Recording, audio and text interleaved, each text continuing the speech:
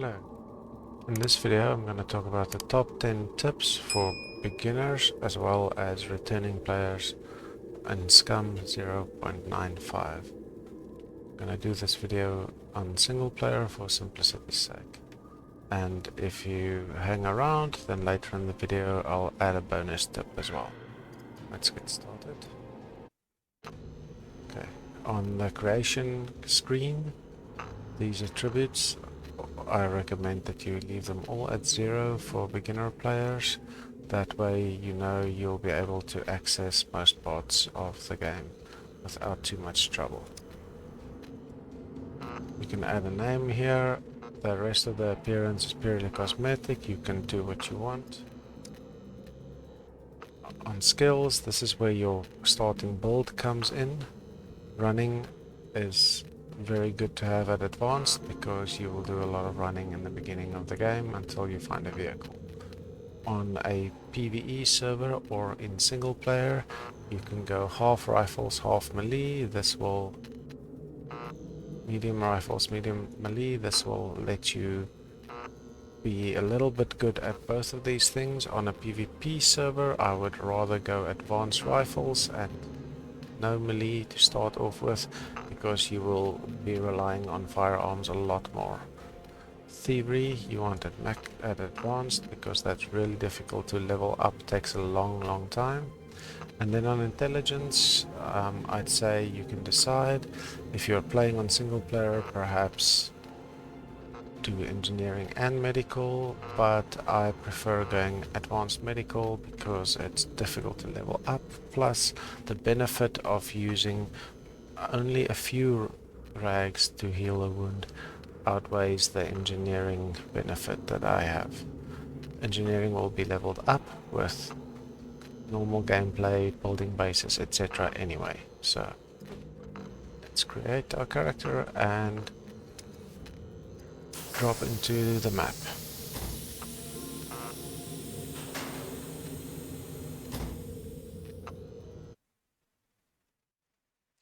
When you enter the map the first time, you'll drop in and your hands will be handcuffed, but your character will release those cuffs by himself, and as soon as they release, you can press F to open your parachute. You can press M so long to see which sector in the map you're in and try and plan your landing a little bit.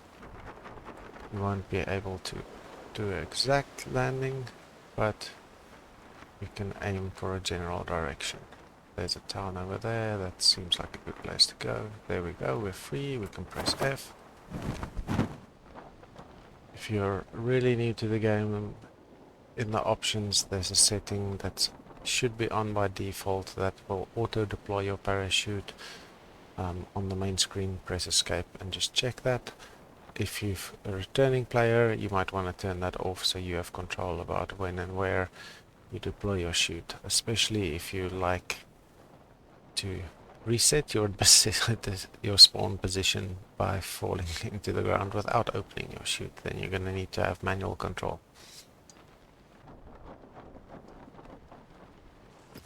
Okay, landed safely. That's it for the skills and the landing tips. Next, we're going to look at the UI. In the bottom left corner, you've got a speaker indicator that shows how much noise you're making. You'll see when I run through the grass there, the blue bar goes up. The eye folds up when a puppet sees you, NPC sees you. The heart is your health. The character that looks like it's running is your stamina. The yellow shows how much effort I'm putting in, and the blue is how much stamina I've left. You need to keep an eye on that, because if that runs out, you can't fight and you run slowly. The last two are food and drink, also something we'll discuss a bit more detail later, but that's just to monitor that. And then you've got your quick access toolbar. If you press tab, you get into your other menu system. The vicinity part at the top shows you what's lying around you in the area. So if we search for some rocks here, you'll see they appear up there. On the left hand side, you've got the gear that you're wearing and the storage space you currently have. On the right hand side, on the inventory tab, you've got your back slots or holsters, also the quick access where you can add and remove things, and then what's currently in your hands. Crafting tab shows you all the items that you can craft. If they're red, then it means you can't craft them at all because you don't have any of the materials. If they're yellow, you'll have some of the materials.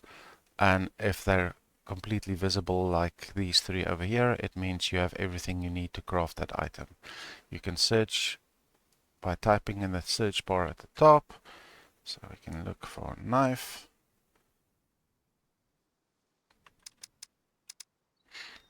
Like that. Or you can just scroll through and there's some filters on the side. For example, that only shows currently craftable ones. This only shows ammunition, etc. I really like the favorites tab because you can take an item that you want to mark or that you think you might need to do more than once, add them to your favorites, and when you come here, the recipes are all here. Next tab on this side is base building. It works very similarly, also broken up into different base building components. And then we've got cooking again, split up nicely, search for an item, and here are some recipes that you know right from the start. You can get more recipes from cooking books as you go along. Okay, and that is it for the UI. Next up, we're going to cover what I like to call the landing ritual. As soon as you hit the ground, you try and look for a pile of rocks like this and search it like you saw earlier. You can pick up the rocks, we select 2 of them, and we craft a stone knife. What we want to do is as soon as possible equip ourselves to a point where we can defend ourselves and do some looting. We'll also see that you can put the knife in your pants or in your hands. You start with a starter bank card. You use that when you purchase gas at the gas stations. You can use that also to pay for things at the trader. So in single player, it's not that big a deal, or on a PvE server, it's also okay, but on PvP, this is the first thing you destroy when you land, because other players can take that blue card, it doesn't have a pin, and then they can use the money you've got saved up. When you've saved up some money, you can buy a black card or a gold card, and those cards come with pins, so you can protect your account a little bit better. Okay, so back to our ritual. Craft a knife, cut down a bush.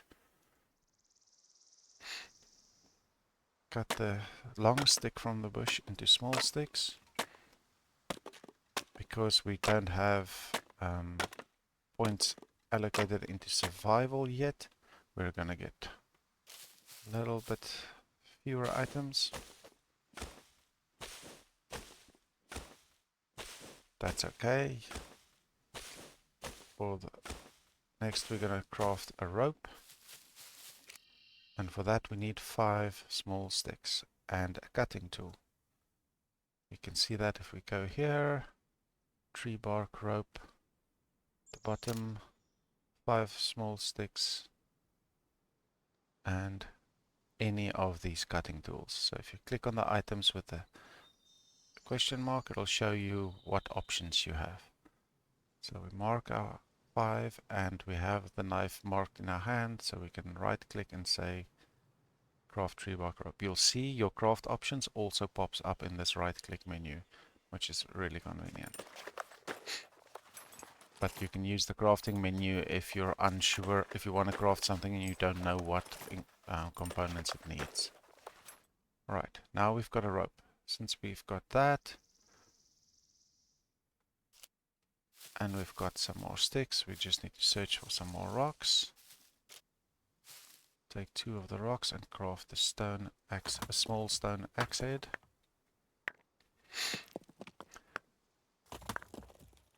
The knife will allow you to cut down bushes, but not trees, and we need a lot more sticks for what we want to do next. So with the rope and the axe head and a small stick, we can craft an axe.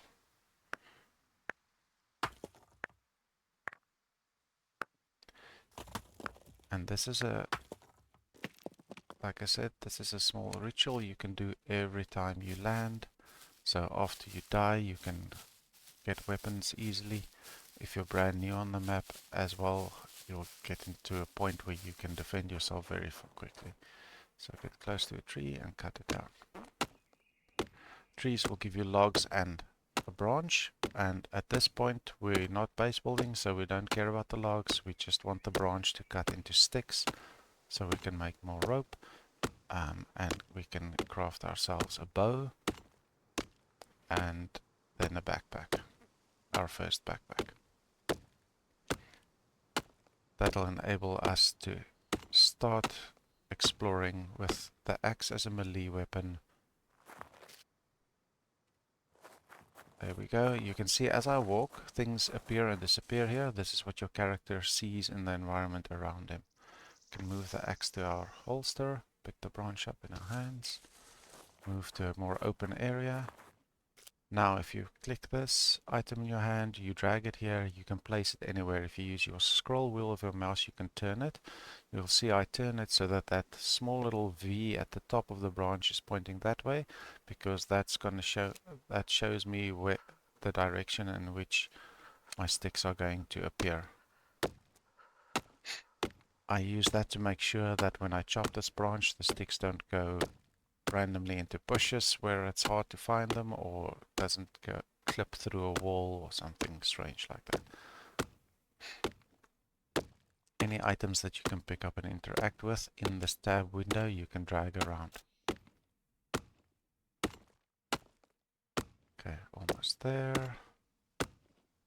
Okay, so now you can see as we walk along this line, all the small sticks appear in our field of vision. We need 5 more for another rope.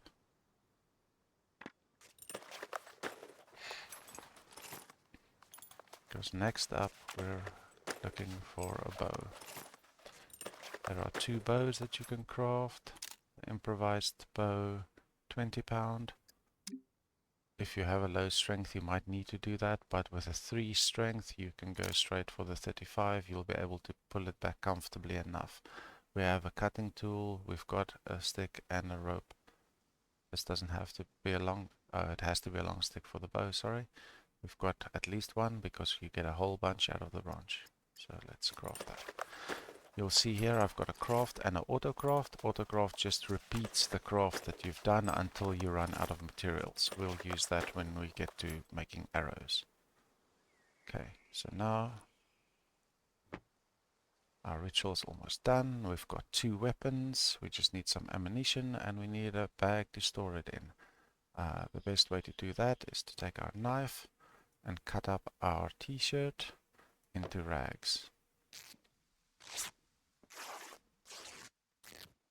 You might, and if you have the DLC pack, you'll have this willy warmer if you're playing a male character. Otherwise you can cut up your socks or your underwear. So since this is not really doing anything for me, I'm gonna cut that up. But you can cut up your boxers and your t-shirt if you don't have the DLC. The 2 together will give you enough rags. So now we want to craft a backpack. Going back to our categories, you'll see the bags are over here. This middle one is hardly ever used because we're gonna go for the smallest one first, which is a cutting tool, some rope, and 3 rags. So if we walk around, we can see what have we got here.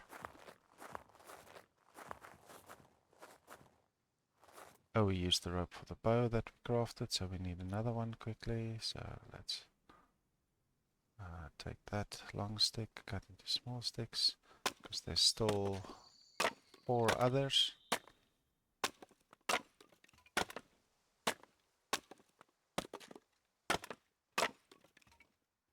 One, 2, 3, 4, 5, and cutting tool. Okay, we can't use the knife anymore. It's down to 13%, so it's too broken. Let's use the axe and tree bark. But 2 stones gives you a knife again. Sometimes it doesn't want to use it if it's really badly used up or damaged. Sometimes you can work it down all the way to 0%. It just depends what you need. Okay, so now we've got our rags and our rope and our cutting tool, so we can craft ourselves a backpack.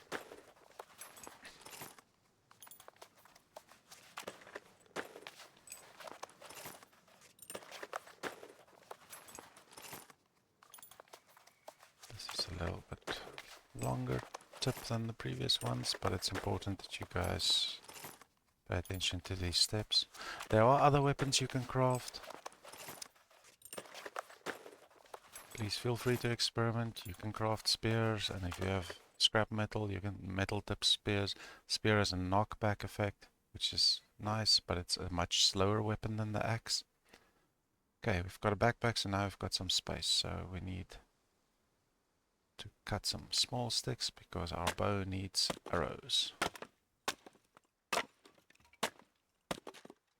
When we get more clothing from looting or from puppets, we can also craft a improvised quiver, which means we can put our arrows into the quiver and take them out of our backpack so we can have more storage space for other things. Weapon holsters only take weapons. Quivers, however, can take either miscellaneous items or arrows.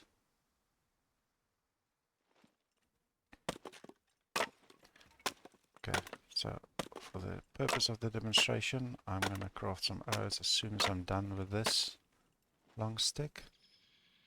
And now we get to see the power of the autocraft. So we're going to find the wooden arrows, say autocraft. I would suggest crafting at least 12 arrows before you venture forth. You can pick up your arrows again and reuse them, but you will lose some of them along the way, so having at least 12 is a good start. It also leaves you enough space in your backpack for other things. As you get larger quivers, you'll be able to carry more arrows. You can just double click on the arrows and it will auto stack them. Okay, 10 is close enough. And that's it, that's your starting ritual. You now have a melee weapon, you've got a ranged weapon, you've got some storage space, and you're ready to go to the next step. My next tip is about food and drink. You'll see you start off in your metabolism tab with a lot of energy already and some protein, carbs, fat, etc. This you're going to use up quickly once you start running around and crafting and doing things. Cooking is a part of the game where you can craft all sorts of elaborate foods with different bonuses, but that comes at a later stage. As soon as you land or very early in the game, you're going to be dependent on what you can get from the land or from places like these little farmhouses or towns. You'll see if we press M for the map, there's a town just above, north of us. You'll find items like this soda can that you can use. You can drink everything at once, or you can just say drink, which will only take one of the uses here in the corner, so that you can spread it out. But the empty can you can keep, and once you get to a river, like over here or over there, all these dark blue spots, you can fill it up and drink it. The lighter blue on the outside here is seawater, and you can't drink that. When you get to a water source, you can check it to see if it's salt or fresh, but most of the ponds and rivers inland are all fresh water. For food, the easiest thing to get at first is to look for farmlands like these. The corn from these cornfields is really good. let's just move some things around. Okay, let's put our bundle of sticks there.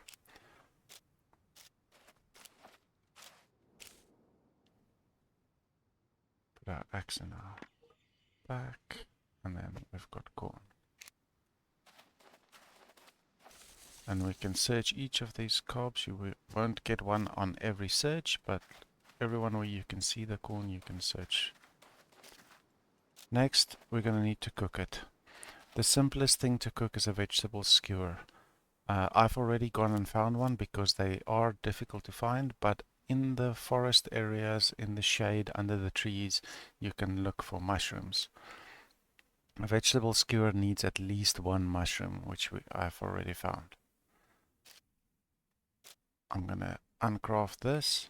So when you have a lot of sticks, you can select all of them like that, right click and craft a bundle, and then you can carry the bundle of sticks. So we're gonna uncraft that, and we need a fire for cooking. So we go to crafting, base building, improvised fireplace, place our pattern. Now we need to fill it with something to burn and some sticks. That can be, as you can see here, it shifts between paper and tinder and things like that. Tinder you get from a small stick. Fire lighter, like this fire drill, you get from a small stick, so it's very easy to craft.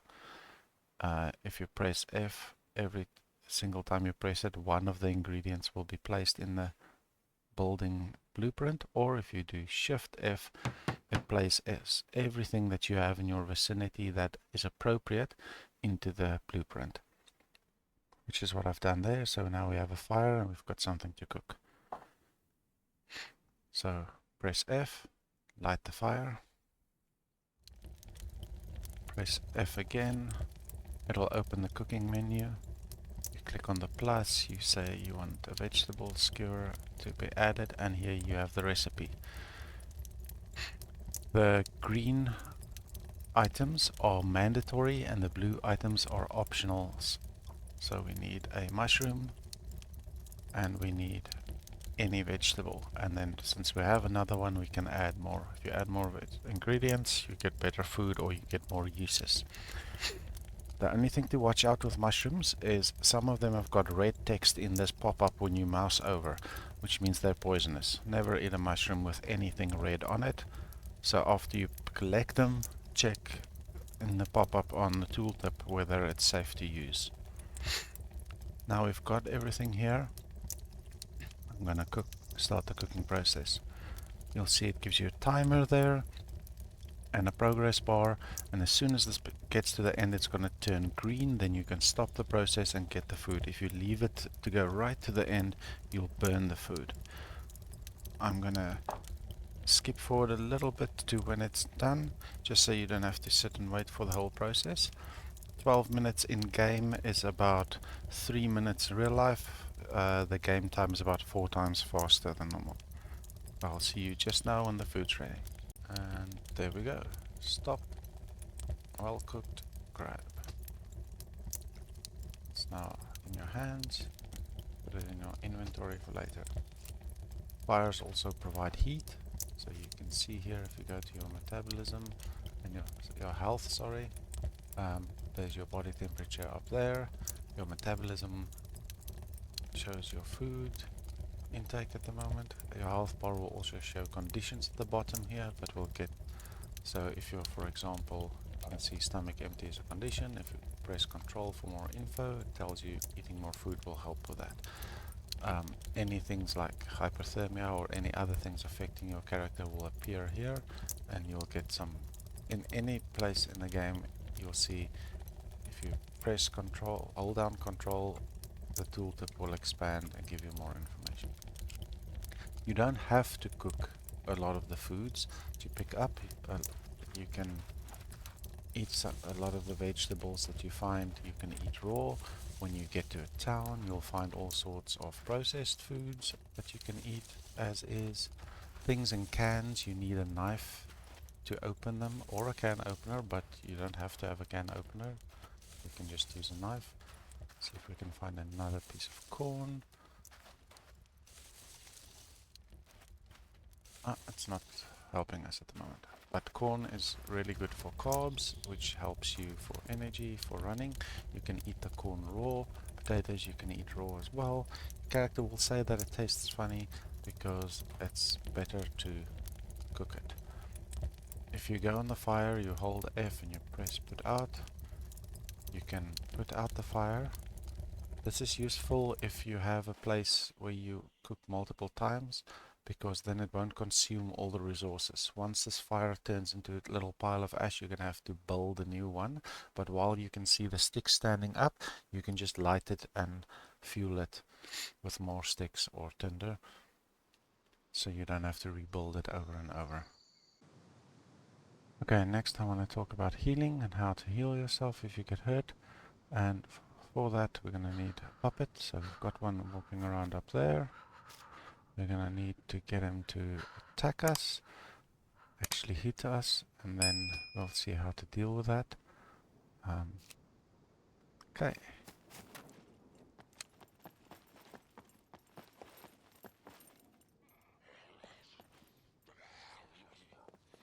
So when you fight them, you can run around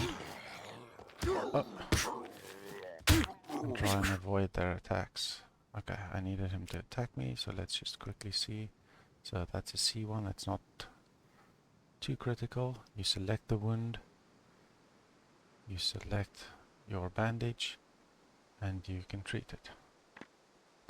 But as you can see there, that rag is dirty. It's got, which means that it's got the potential to give me an infection, even though it has stopped bleeding. You can see the wound is stabilized. So ideally, you want to cut up clothing that is still relatively clean, so that you can get clean rags out of it.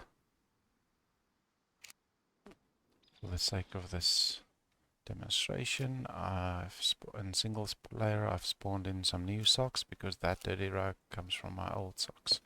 So if you cut up something, you can see on the tooltip it says the dirtiness is only 2%,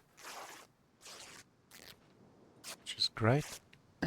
You'll see now, there we've got clean rags, and that's what you really want. If you start getting too much of infections, you can right click on a wound and you can remove a rag if you need to. But in this case we're still okay, it's not that dirty. It's stabilized our wound, so we start bleeding, but we'll only start getting HP back once this wound goes into recovery. So you still need to be careful, even if you've patched yourself up, that you won't immediately get your health back. This is not one of these action games where you drink a potion or you eat a piece of food and automatically, instantly your health is back. You need to actually treat your wounds and wait for them to heal. While you're running around or doing strenuous activity, you have the possibility of reopening wounds. Now that we know how to fix ourselves when we get hurt, what do we do with our gear?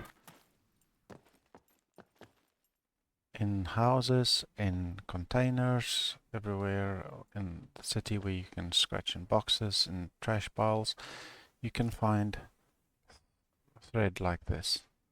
We saw on the puppet I got a needle, but there's another way I'll show you just now that we can get needles as well. Ooh, there's some water in here as well. Alright, let's swap that out for the cool drink. I don't really need the cool drink. The water is much better for me.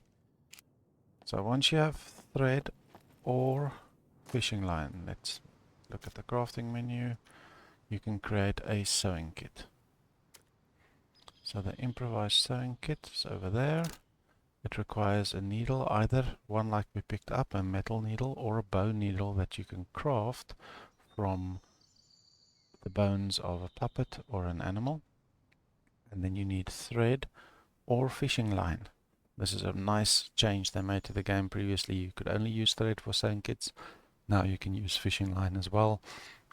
You find that in garages and in more places than what you find thread. So since we've got that, we're going to craft one of these.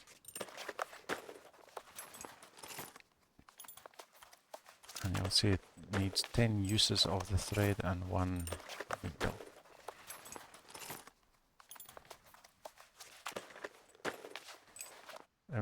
Remember, everything you craft will fall on the floor in front of you, so use this vicinity. Okay, we've used up 10 uses of our 15 uses of thread, so we can't use this thread for another sewing kit, but if we pick up another piece of thread that only has 5 uses, we can click both of them for the 10 uses out of the 2 and use a needle and create another sewing kit. You'll see our gear and our clothing took some damage from that puppet that attacked us, but now that we have an improvised sewing kit, we can repair it. Be vigilant of this. As soon as items get enough damage, they will start losing their storage space. So even just a small little block means that this whole 4 square block is not usable, because you can't put something in there that's 4 blocks big if one of them is broken. If the broken, you'll see that it goes red if it's broken. If the broken area covers an item that's already in that slot, you have to move it, otherwise the item will start taking damage more rapidly than normal. And you won't be able to place new items on those blocks until you've repaired them. You can repair your shoes and your underwear, everything. I mostly focus on my bags and the clothing that gives me storage space. Gear such as bulletproof vests and military helms, you're going to need a toolbox, and you're going to need to level up your engineering a little bit. So leave that for a little bit later. You probably won't find a lot of those very early on anyway, so that's fine. And our engineering will, you can see, has already gone up a little bit by the things that we've crafted, but once you start crafting a base, it'll go up quickly. And as soon as you change from the level from no skill to basic, you should be able to start repair some of your items. Next up, we're going to look at how to get better gear. Simply put, you just pick it up in towns and some other point of interest locations. So we've got a town here, there's a airport with a lot of danger but a lot of military gear, and there's some other spots where you can get military gear, but civilian clothing in towns, in houses. Let's see, this cupboard, nothing there. Search here, kitchen cupboard, nope, nothing there, nothing found. Ha! Okay, here we've got some pants. Jeans. You'll see the jeans has got a lot more storage space than what the inmate pants has, so we can transfer this over. It also can carry more weight, which is important, because you don't just need to see if the item fits physically like this, but if it's too heavy for the place you want to place it in, you won't be able to carry it either. We can keep these pants and cut them into rags.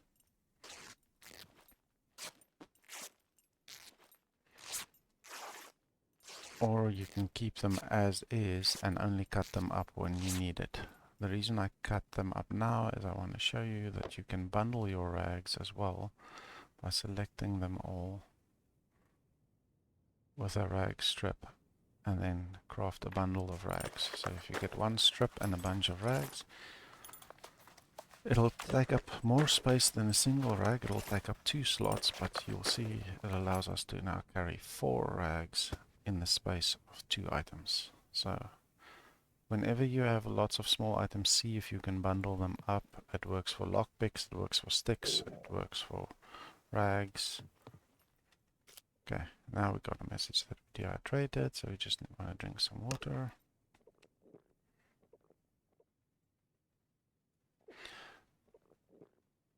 So gearing up and getting better items is literally just an exercise of looting places. There are places on the map where you are able to find better gear more consistently than in others. For example, military gear you'll not find in cities and villages a lot, except maybe in the police station, which will have a lot of puppets and the ability, possibility to spawn a horde. But you'll find a lot of civilian clothes. In workshops you can find work clothing, which normally can carry a lot of weight and space, has a lot of space. Also, I've got a whole series about good looting spots, especially for beginners, which I'll link in this video, where you should be able to upgrade your gear with minimal risk. Alright, before we get to the next part about building, it's time for our bonus tip. Our bonus tip is with regards to combat. A few things that are not always obvious that will help you out a lot. First, with a bow, you'll see the little white dot, but as soon as you draw back it disappears. You can use the top of that knuckle on your fist to aim. So it's, oops, I was aiming a little bit too high. There, I've got them now. That's an armored puppet, so he will take quite a few shots before he goes down.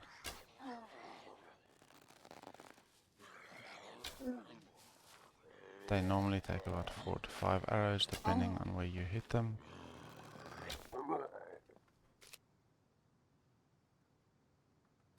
Get our arrows back. Alright, that's the one. And then the other one that's most important that a lot of people struggle with is if we put this bow back and go into combat mode, you can either press left click so you just punch, or you can press V to enter and exit combat mode. Go into combat mode and then press H. You'll see on the left it says melee mode changed to manual, semi-automatic, automatic. Make sure this is set to manual, otherwise what will happen is while you're in melee combat, if you have more than one target, the game will try and decide which target you're trying to attack and not let you do that by yourself. This has been a frustration for many new players because they're not aware even that the setting is on. So that's really important to switch off. You don't have to switch it off for every character you create or every server, I think, but you can always check if you're unsure at any point. Just go into combat mode with V, press H, and you can cycle through the settings. It doesn't show you which one you're on. When you press it, it goes to the next one, like you saw there. Mine went to automatic and then semi and manual. So just cycle through them until you get to the right one. Next, we're going to look at building. Again, for illustration purposes, I'm on single player with God mode on, so I can show this to you quickly. Most important thing to know as a new player is that a lot of these base building things you can only put down once you've put down a flag, which gives you your own personal building space. However, things like a wooden chest, for example, you can place anywhere and you can fill the blueprint and build it. Same with wheelbarrows, bonfires, a lot of these items, even I think even a bed. Yep, even a bed you can place. But you'll see if I try and place a foundation, it's not going to let me. And that's because I don't have a flag yet. So when you're ready to start looking at building a base and you found a nice spot, the first thing you need is a flag. Once you place the flag, you'll see it creates a area around you showing you what your flag area is. As you move the flag around, the area will move along with you, so you can move around or you can destroy the blueprint and move. If you don't want it to go over the road, move in a little bit deeper and place the flag again. But like I said, while you haven't placed it, you can't run, but you can walk slowly, and as you move, the area will move with you. For a flag, you need 10 pieces of scrap metal, 10 pieces of clothing that you can get from puppets or from clothing you get from towns. You need either 2 bolts or 2 nails. You can collect them in towns and workshops, or you can create them using scrap metal and a workbench that you can find in the town workshops. Toolbox you can either pick up the white and the red ones, or the wooden ones you can craft also relatively simply without needing too many materials. Toolbox needs 2 planks, 1 nail, 1 bolt, a blunt tool, which can be anything, even a wooden club, and some metal scrap. So most of the club, the wood, you can get with an axe and a tree. Metal scrap you can get from broken cars in town, and these you can either craft from scrap or collect from town. Just a small example, building materials snap as well. So if I use a very simple example, my mouse scroll wheel I can use to turn the item, otherwise moving my mouse around I can move it in larger spaces. Moving the mouse forward and backwards I can change the elevation. F will place it, and then it shows you what you need and you can fill it. I recommend crafting some stone knives or using kitchen knives that are plentiful in town as your cutting tool, so that you don't, if you have a better tool that you want to use for fighting, for example, that you don't use up the durability building. So just for our example's sake, we're gonna put a door frame and some walls.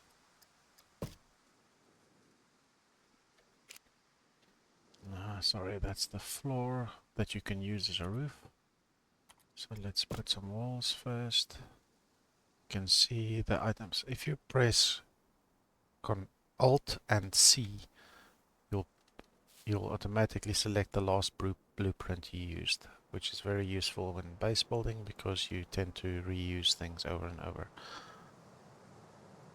Okay, so this is the smallest possible base you can build. You can get very creative and very elaborate.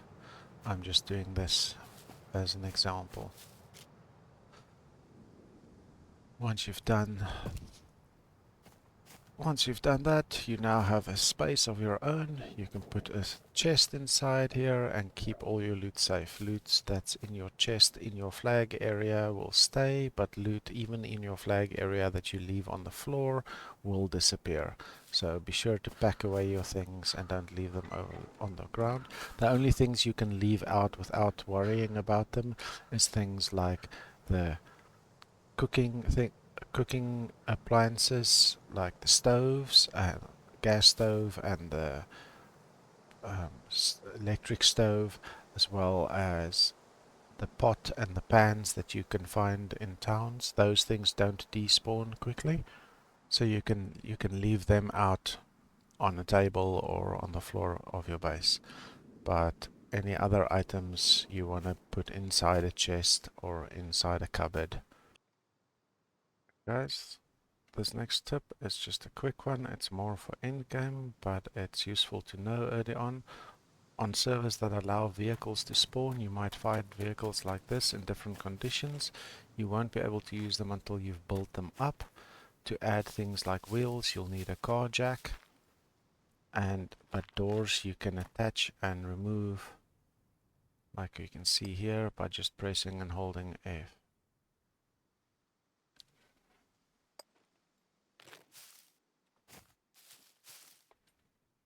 First thing to check, however, is to see if there's an engine. If there's no engine, even if you build up everything else, you're going to have to push the car to the nearest trader, because the only place to get an engine is at the mechanic in the trade post. So try and find at least a car with an engine. That way you can build it up, push it close to your base, or leave it somewhere out in the wild while you build it up into a state where you're able to drive it. Over here I've spawned in a complete vehicle just to show you a little bit of how it works. So if we open up the vehicle, we can use a repair kit to repair damage, but what I want to show you is, if you have a jack, you can say service the vehicle on the jack.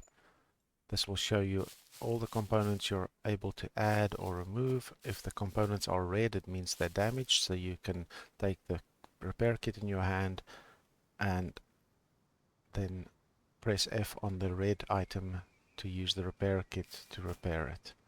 This is what it looks like if there's an engine inside. you can also see the battery. The battery can be removed without needing to have the car in service mode on the jack.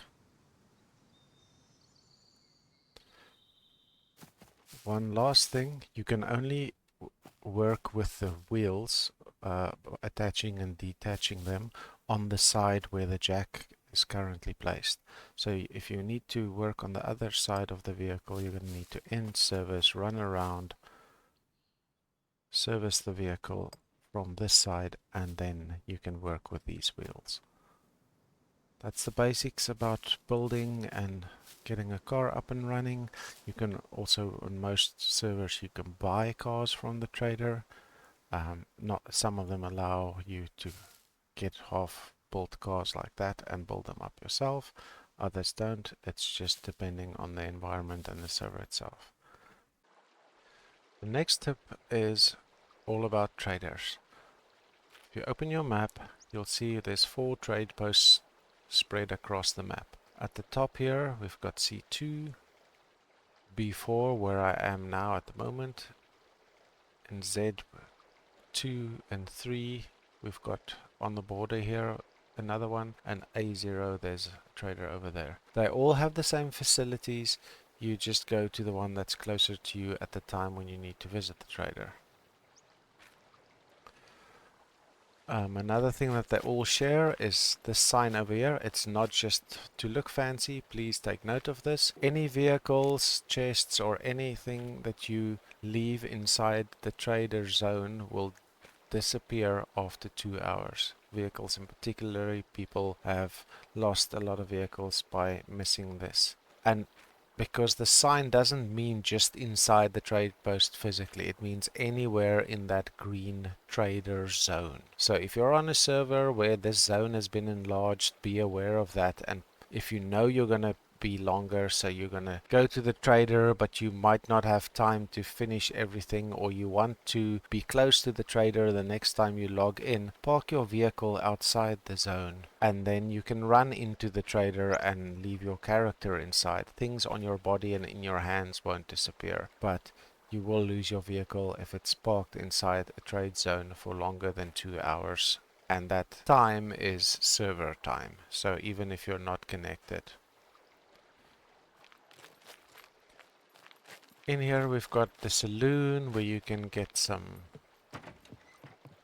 alcohol and drinks and food. The strong alcohol is nice, like the vodka and the whiskey, because you can use that to sterilize bandages, and you use it to clean your wounds as well. Coffee helps with exhaustion. You can buy some water and sodas and all sorts of things. When you need another round, you know who to call. There's a little bit of duplication. Some of these things you can get from the general trader as well, but the saloon has got some items like milk and strong alcohol that you won't generally get at the general goods. Most other items you can sell and buy here at the general goods trader.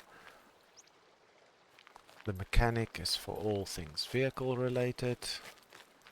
Armory, anything weapons and military, even clothing. So military clothing, camo clothing, you need to sell them at the armory and not the general goods. The quickest way to see whether something you want to sell